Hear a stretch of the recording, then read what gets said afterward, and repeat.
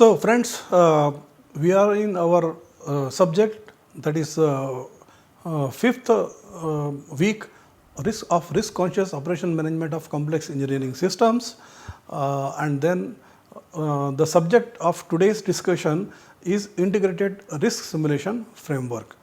I am Prabhakar V. Vardhe, and I have my own company. I am CEO ERMC, and this is NPTEL course, and we will be discussing. So in this presentation, we will be discussing the framework.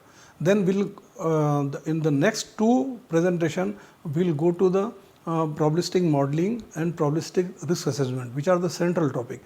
Again, we will come to integrated risk simulation, what are the role of different components, and how the insights gained, they are useful, all those things we will be discussing. So we go to the outline. Here it will be we are trying to explain what is this framework. Then we will talk about the scope and level. Simulation is performed at what, how many levels. I think on all these points I have given the hint in my previous lecture when I was preparing the background and introduction. So major elements of risk simulation, then because integrated risk simulation is the key to this week. So how we are realizing those aspects, somehow these terms will come again and again. Major design option and requirement of plant simulator, because when we are building the simulator, even when we prepare the specification, we should be very clear what are the objective, number one, and then what are the detailings that we have to do, and what is its purpose. A training simulator will have one purpose. A R&D simulation the scope will further get enhanced, because we are trying to study the human factors over there, and then human factors are there and measures what are various. I will be using this term IRS, integrated risk simulation applications. So having said that, now so what is the IRS model? So what I expect from IRS model? I expect a variation of risk profile for whatever actions or configuration changes or policy changes I effect that I introduce into the plant, how they show up in terms of risk. So this is for magnification, better understanding. I have drawn the loops. Otherwise risk variations are not permitted more than 1% of the reference value. Okay, and here the reference value is this one actually. Okay, so and the risk threshold is generally it is not somewhere standardized or specified anywhere.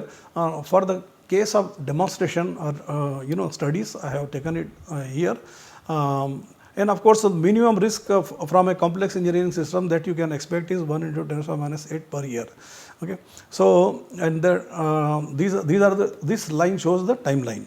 Okay, so this is what we have, and then requirements for integrated risk simulation. We need to have deterministic data and information, and where it will come from. For us, it was readily available for a specific plant on a simulator. What are the different redundancy, diversity they are built into the plant, what are the component, their qualification, all those things they commit, and we had performance characteristic of this component also. So, so that way it was an improved representation of deterministic behavior of the plant. Okay, and then apart from that, if we carry out a probabilistic risk assessment model of the plant, here when we say probabilistic risk assessment, we are talking about level 1 PRA, that is at system level. We are not talking about level 2 and level 3, because we have to go further, and those things have been level 2, level 3 and external events. we have discussed in risk-based engineering course, but since we are risk conscious operation management related to control room scenario, and then it should be able to address the emergency condition also. That way our purpose is met over here, because those kind of initiating events we have considered already in our level 1 model, and they are called internal events actually, and then development of a holistic model is required. Actually, it is requirement is integrated risk simulation. We require a holistic model.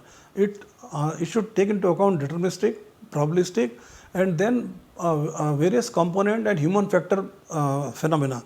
So availability of plant simulator is there. So how it facilitates, simulator facilitate training and qualification. That means what quality of staff going into the operation. I am not sure whether you know, after a graduate BTech degree and 1 year training course in all the subjects of nuclear engineering in nuclear plants, almost like 3 to 4 years of training is given, imparted to the person who will be authorized for operation. So that is the kind of seriousness which is there when in the nuclear sector.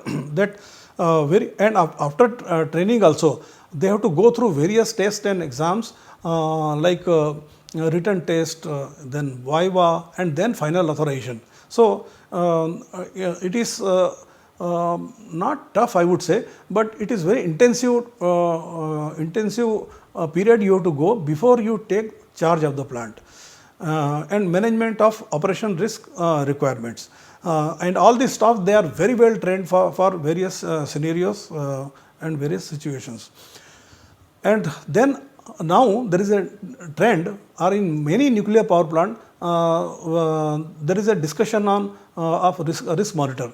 So risk monitor means, suppose I want to take some decision, and then I want to see if I shut down the system now or after 1 month, what is going to be the risk reflection, So that can be seen by, so it supports the decision making. Risk monitor support the decision making, and of course there are hierarchical level of authorizations are there, but then one extra insight is there in terms of risk and safety. And one important rather announcement I would like to make here is, here we are talking about the safety risk. Please note, in this lecture we are talking about safety risk. There is a new component has emerged especially for safety critical systems, and that is a security risk. And now it is playing a dominating role.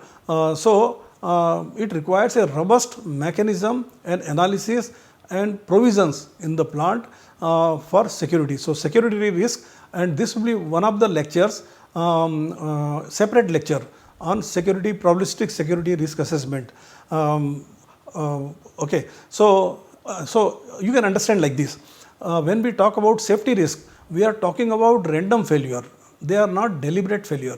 But in security risk, there is a component of malefied intentions, and they are more sort of deterministic in nature. Of course, probabilistic component will be there also, but then they are intended. So there is a basic difference, and so that's why a separate lecture on security risk assessment has been dedicated. We will discuss, to be more clear about it, we will be discussing general model, general methods, general observation available in the open domain. We will not discuss any plant specific situation. Okay, so availability. So finally, what we are talking about in this lecture will be safety risk. Availability of risk monitor for tracking the profile. We have seen. So plant operation time domain is going on, and we are seeing the risk profile. Risk is going down also, because when I shut down the plant, the risk is less.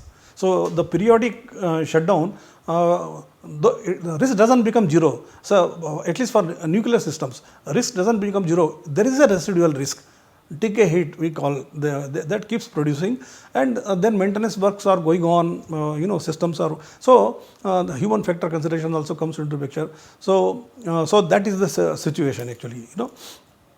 Okay, so now let us go into see what is integrated risk model of and its a framework. So let us see, we have the nuclear plant here. Okay, we are trying to understand, because risk is a very demonstrated phenomena in nuclear plant, so very organized way. So that's why we are referring to, and of course my background is also in nuclear plant, so I find it easier. So there is a nuclear plant. Now nuclear plants, we have a system, and its target is to operate in a safe manner. Okay, and now we are talking about a integrated risk modeling here. Okay, simulation modeling, integrated risk simulation modeling. Okay, so as I indicated, PRA is at the root of all these things. So PRA results are basically our PRA cut sets or results or structure. It goes into building a risk monitor. A risk monitor will give its output the way we have seen in the previous slide: increase or decrease risk. Any changes you do in operation and maintenance, it will get reflected in the risk level. At the same time, the PRA model output or configurations will go into operator support system. Operator support system is what? It is a system which is kept in a plant's control room to advise the operator. Advice. It doesn't operate in a closed loop. Okay, no corrective action automatically. So it advises. Let us say a transient has come into the control room. Now the plant is changing from its state from full power operation or power operation to shutdown state. So control room gets flooded with the trips, alarm, parameter, position, level changing and all. So it takes some time to understand what is this phenomena, what is this transient. Let us say power failure. Okay, loss of offsite power. So then on-site diesels have to start. Then main coolant pump, main coolant system will be shut down immediately, because it is a power intensive operation. So and now the shutdown cooling system has to start. Okay, so the plant goes from one state to another state. And then the objective is that whatever threat component like residual decay heat, then hazard, though it has come down drastically to only 3%, 2%, 5%, but it has to be addressed actually. So that takes time. So operator support systems are there. We'll discuss these things in detail. They advise the operator. Let us understand. And these operator system, because we want risk or safety to be the overriding factor, they are developed based on the configuration of PRA data and models. Okay, so that where to put more focus, where to put less focus, what should be the target situation in terms of component system and in various state of the plant. And then we have plant simulator. So plant simulators are basically nothing but representation of the plant. We have discussed in previous slides. And operator support system can be a part of the simulator also, because before it goes to the control room, we should know how far it is useful, how it is helping operator, how it is giving R&D component. And then plant simulator and the plant data and information and PRA model, they give us an integrated framework for risk simulation. So integrated risk simulation, we have this one, and that goes to whether it is in respect of human factor insight, or it is in respect of some process changes and all that. And finally, what is the insight, typical insight that we get from these things. So one is improvement of human factor, one. I mean, and this should be the top priority. Assessing the human factor on perpetual basis and seeing how it can be strengthened. Plant strength and weakness identification. So once we identify plant strength and weaknesses, then we can work on corrective action mechanism, whether at plant configuration level, at policy level, at system level, at human factor level, or at organization level. It can be done. Strengthening the risk conscious culture. We have one lecture on risk conscious culture. So like there is a safety culture, there is a risk conscious culture. Risk conscious culture comes straight from probabilistic risk assessment studies, and based on the studies of strength and improvement of the plant, and then risk insight identification. Okay, risk insights and identification, area for further research and development.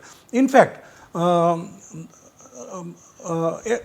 good safety culture will be the one where there are continuous R&D programs are generated for on perpetual basis to ensure that plant goes to next higher level of safety. So the R&D component is important component of a risk conscious culture actually. Okay. Now, this is the integrated risk assessment framework, management framework. Now, the input requirement, so national and international design requirement, stipulation and guidelines, it should be available, and best practices of design, operation, maintenance. Then what is required? Design reports. When we want to build a simulator, we need to have design report, engineering drawing, then quality, operational quality policy, quality assurance and engineering test reports, commissioning reports. These are, if the plant is in the design stage, these are the documents that are required.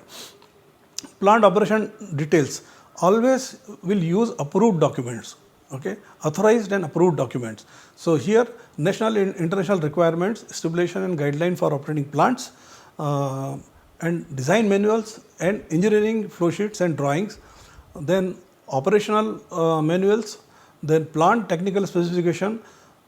Probably many of you would not have heard about plant technical specification. This is a document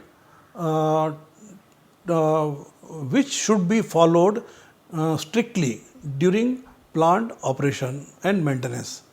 Any violation of stipulation of technical specification document is a safety violation.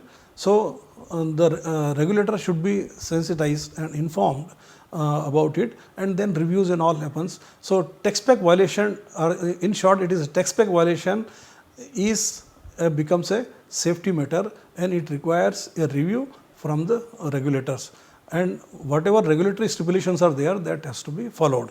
So it is basically a safety document which need to be adhered. In deterministic analysis, plant technical specification is a cornerstone to ensure safety. It stipulates what?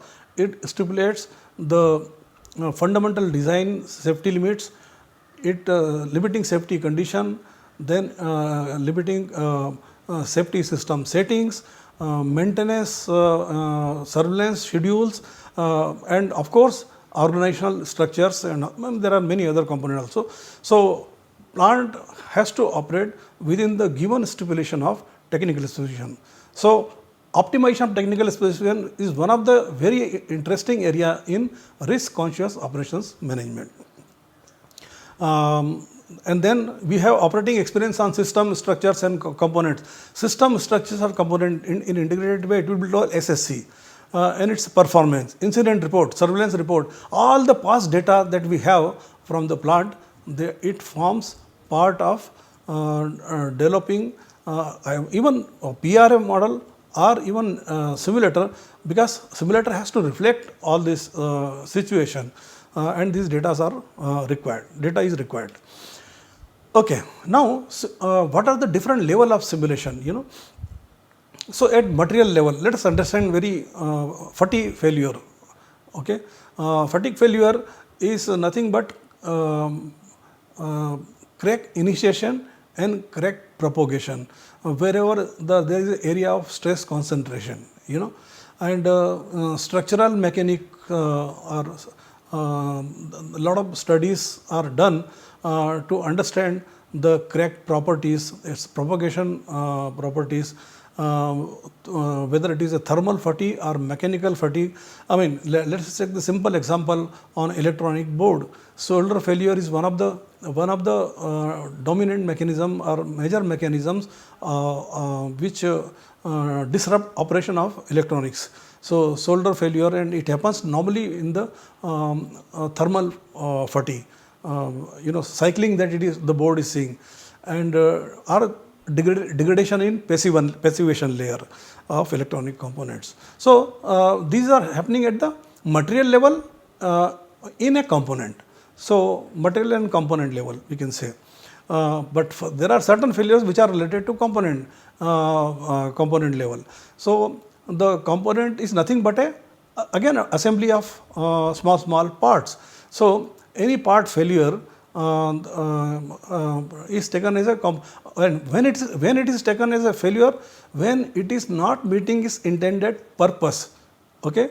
If a pump is there, it has to deliver so much of pressure and so much of flow uninterruptedly, and if it does not perform this characteristic, then we say that pump has failed.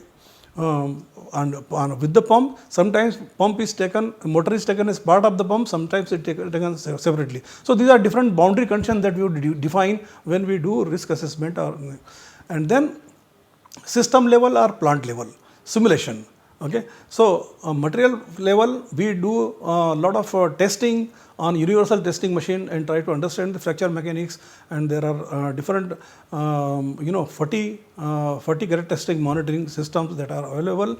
We have to do at component level simulation. We have to build a component. Now, this the simulation platform, they provide a mathematical function for a pump. But then that is not the plant actually. So, if I have to study a phenomena like a O-ring failure in a pump shaft, then I have to take into account I have to perform a study. So, sometimes testing becomes critical for assessing the even component characteristic. Mechanical seal failure of a pump. Now, if we develop on the mathematical model, I do not know how far correct will be, but if I have data, past data from the system, I can say my mechanical seal failure. Mechanical seal is nothing but a component which arrests any leakage between shaft and the body, and it does not allow any fluid coming out of the pump. Let us say pump, ball, heat exchanger, piping, corrosion test, even piping corrosion tests are simulated, and sometimes we use the past data, and so these are the alternate to simulation we have. And the plant level. Now, plant is a huge system. All the different type of component we cannot determine their characteristic and all. We can create a risk model of the plant, but if we want to understand how they fail, what if characteristic, then probably we have to what mode of failure, how the failure occurs, how it initiates, how it propagates, and that is one reason at this point I will tell you prognostics and health management is becoming a very important field, wherein before the failure occurs, because it is based on the physics of failure or data. So, data driven methods are becoming very popular, because as I said initially, creating a physics of failure model is a little challenging. So, it is going on the data failure. So, here I have given example of a crack in a certain component. Okay, this source CT gene as we have taken, and then on a burning site at one of the IC chip, here there are a number of pins have been shown, and then this is a processor. So, this is card failure, and at system level power distribution. So, these are the modeling, and of course, this power also comes from some electrical power station. So, that system that is called system. So, now system level collective component and state vectors approach along with the parameter levels simulate the plant. Okay, and that is done on the plant simulator. And number 2, component level performance data simulation to arrive at risk and reliability estimate risk. This is the risk monitor. So, component behavior will be done on a simulator, and then risk monitor with the data, it will give us the situation how the risk component will be there. Now, option of design and development of physics of failure approach, yes. Now, when I develop a simulator, I have some options. One is physics of failure approach, where I take mathematical model, but how far they represent, I am not sure, but ideally this will be the best option, but performance based approach, which I have experience on this. A good system could be developed using the past 20 or 25 or 30 years or 35 years of data from the plant, not only for the plant component, even for the process characteristic, nuclear characteristic. A good simulator was built based on this. So, this is one of the favored option, but adequate data should be available. And then if we have somewhere in between, then we can use an integrated approach. It is relatively new, but now there are a lot of advancement in physics of failure approach, PHM, and then performance data also can come. So, we can create a integrated, like we have integrated PHM, we can have an integrated simulator also. We are not using only mathematical model of the plant, we are correcting those characteristic of failure characteristic based on experience also, and there is something called Bayesian updating. So, we use Bayesian updating for giving the failure of the particular component in the subject. So, integrated risk simulation applications. Okay. So, one is risk monitor operator support system, okay, and then the plant system design and operation based simulators are there. Training, it is a basic thing directly, then human factor research and safety studies, sensitivity analysis are, this is one diagram of a power supply system, and how you can simulate this diagram, how we can configure a risk model of the plant. So if you can see the same schematic goes into the risk monitor also, same schematic goes into the simulator also, and here based on this particular simulation we understand what happens if some component goes fail, or something happens at the two entry gates, how the plant behaves. So, all those things can be done on a simulator in deterministic sense, and in probabilistic sense we collect data on all these systems and we create a risk monitor model, and that becomes part of our integrated risk assessment. So, major category of plant simulator, one is there are three major category of plant simulators. Replica simulator, it looks like exactly like control room, and there is a non-replica simulator. Here you are seeing as a non-replica simulator because it does not look like exactly like control room, though the console design might be like a plant control room, but here it is old style of mimic panels are there, and what we have here is the digital panels. So, we can ask a question, why this model cannot be used for future plants wherein the digital technology has been used, which provides a lot of advantages for making the next generation control room. So, this is one advantage from non-replica simulator, though there was some limitation, but that can be converted into an opportunity also for future studies.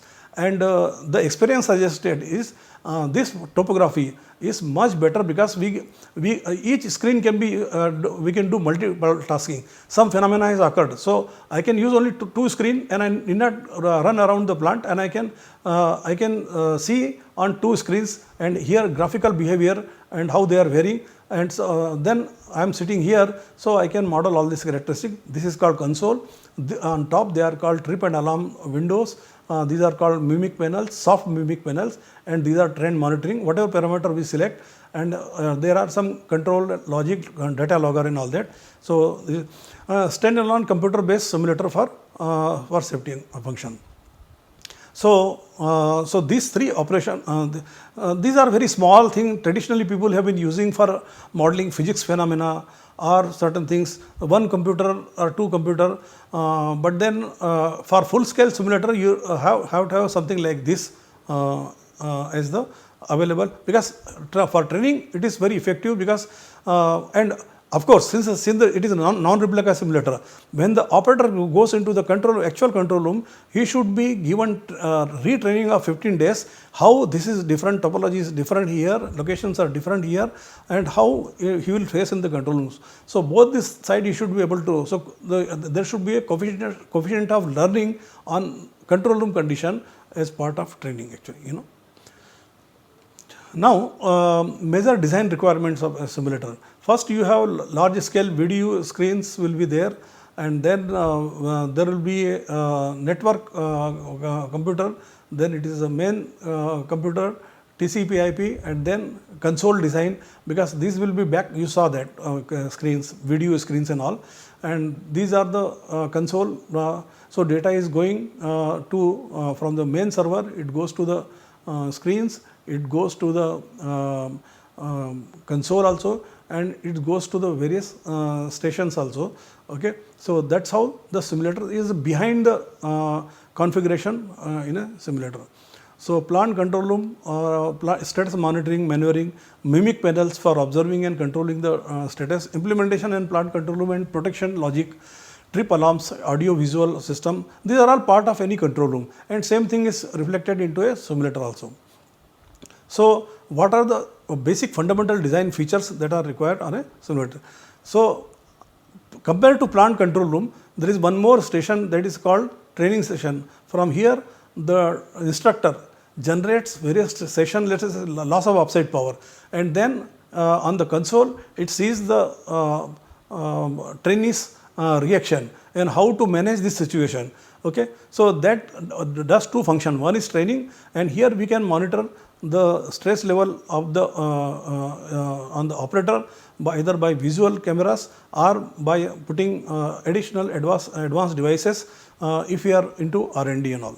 So, this is the complete framework, and what kind of now you can imagine the accidents have not happened, and we are giving training to the operator in on LOCA, loss of coolant accident, loss of reactivity incident, and loss of upside power. Otherwise, it was all by reading on the manual. So, these are the advantage of having a simulator, and the design requirements are given here. So, here we understood integrated risk simulation IRS framework. Major features are risk monitoring, and then simulation levels up at component level and plant level. We saw the initiating event level also we could model. Major features of plant simulator has been introduced. Okay. Since the focus is risk simulation in the next probabilistic model, and that, so now onwards, our next lecture onwards will be a probabilistic modeling, and followed by PRA, probabilistic risk assessment. Again, we will come back to the integrated risk simulation for seeing how they are implemented.